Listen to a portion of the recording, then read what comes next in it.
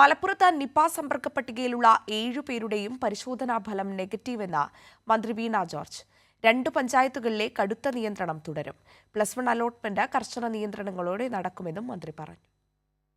പ്രതിരോധ മരുന്ന് എത്തുന്നതിനു മുമ്പേ അഷ്മിൽ ഡാനിഷ് മരണത്തിന് കീഴടങ്ങി. കോഴിക്കോട് മെഡിക്കൽ കോളേജിൽ തീവ്ര പരിചരണ വിഭാഗത്തിൽ ചികിത്സയിലിരിക്കെ 11:30ഓടെയാണ് മരണം. ഹൃദയസ്തംഭനമാണ് മരണകാരണം.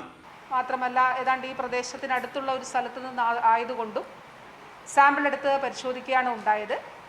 പക്ഷേ ആ പരിശോധനാ ഫലവും നെഗറ്റീവാണ് എന്നുള്ളതാണ്. അപ്പോൾ ഈ ഒരു പ്രവർത്തനം ആരോഗ്യവകുപ്പ് തുടരുന്നു. അതായത് കോൺടാക്ട് ലിസ്റ്റിലുള്ള ആളുകളെ സാമ്പിൾ എടുത്ത് പരിശോധിക്കുകയും രോഗബാധയില്ല എന്നുള്ളത് ഉറപ്പാക്കുകയും ചെയ്യുന്ന പ്രവർത്തനം തുടരുകയാണ്.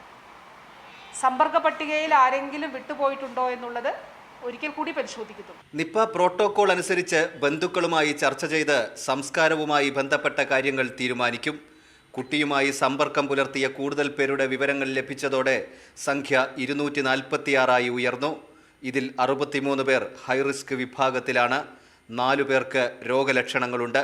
പൂനെയിൽ നിന്ന് മൊബൈൽ ലാബ് നിപ പരിശോധനയ്ക്കെത്തും. ആനക്കയം, പാണ്ടിക്കാട് പഞ്ചായത്തുകളിൽ നിയന്ത്രണം ശക്തിപ്പെടുത്തി. കഴിഞ്ഞ ദിവസം പ്രഖ്യാപിച്ച നിയന്ത്രണങ്ങൾ തുടരും. അടുത്ത ദിവസം വിദ്യാഭ്യാസ സ്ഥാപനങ്ങൾക്ക് അവധി നൽകിയിട്ടുണ്ട്. കൈരളി ന്യൂസ്, മലപ്പുറം.